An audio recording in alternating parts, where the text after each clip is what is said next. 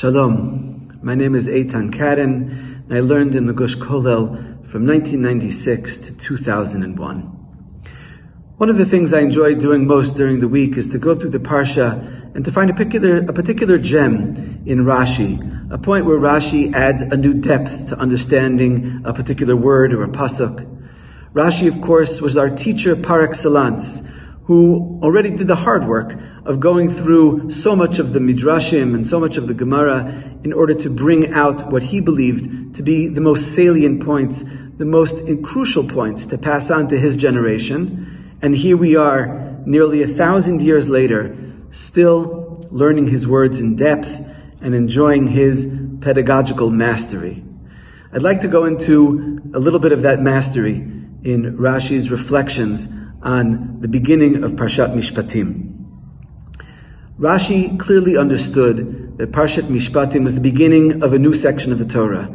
Granted, it's not a new sefer, but the new involvement with halacha is something which we have not found in great depth before this, only here or there with the Korban Pesach, and now we're delving deeply into halachot. And Rashi brings, as he does at the beginning of a new section, a large number of midrashim which set the tone for the meaning and the message behind this new section.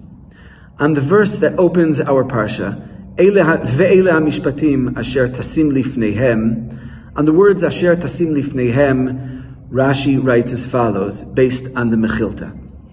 Amar lo HaKadosh Baruch Hu leMoshe, lo ta'ale al da'atcha lomar אשנה להם פרק והלכה בית או גימל פעמים עד שתהיה סדורה בפיהם כמשנתה ואיני מטריח עצמי להבינם טמא הדבר ופירושו לכך נאמר אשר תשים לפניהם כשולחן הערוך ומוכן לאכול לפני האדם.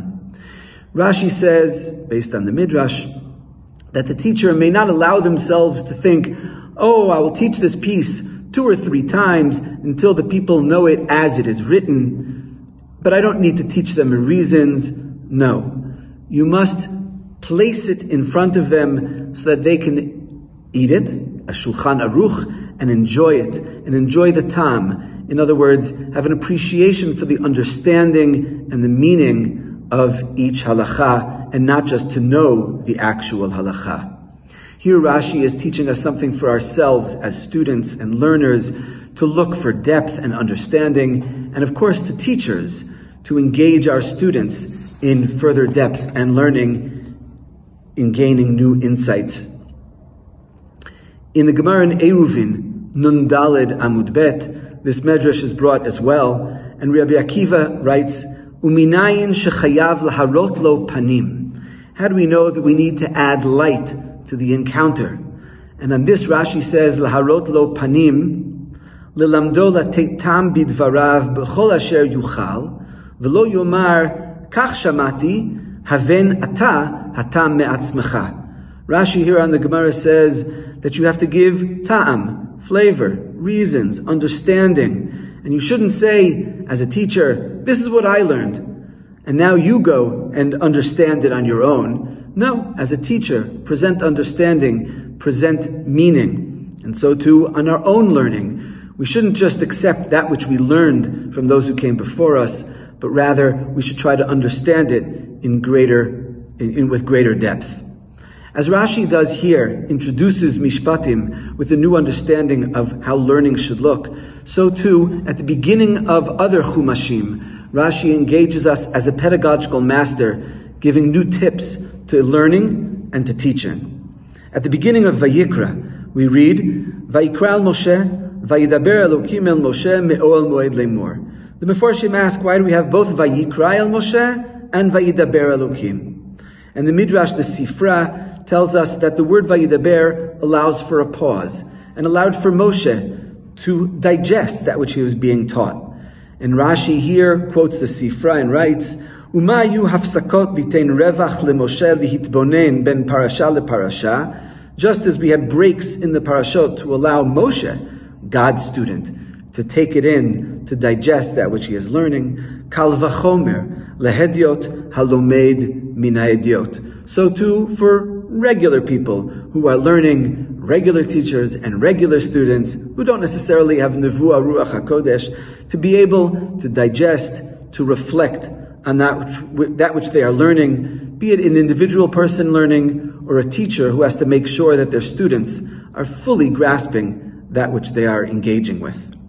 So too, at the beginning of Devarim, the new section where Moshe sets out to admonish the people with a very lengthy tochacha, the Midrash there, the Sifrei on Devarim, suggests that people might have said, oh, if I were only there, present when Moshe gave his admonishment, I would have spoken back. I would have provided critique to Moshe. And on this, the Midrash is picking up on the Lashon of the beginning of the Sefer, Eile hadvarim asher diber Moshe el kol Yisrael. And the Midrash says that Moshe indeed said, Kol Yisrael, harei kulchem kan, kol mi sheyesh lo tshuva, yashiv. Moshe very systematically brought together all of the people to allow the people to speak up, to allow the people to offer a critique. Moshe certainly would have had what to respond, but Moshe invited the people to engage in conversation. And so too, Rashi, as the pedagogical master, is telling us, both as teachers and as learners. In Parashat Mishpatim, he is engaging us to look for the reasons behind things, to look for deeper understanding, and not just to know the halacha, and not just to accept that which I have been taught. In Sefer Vayikra, Rashi is teaching us again, as individual learners and as teachers, to take time, to pause, to think, to reflect on that which we have learned or taught, or that which we are engaging with our students.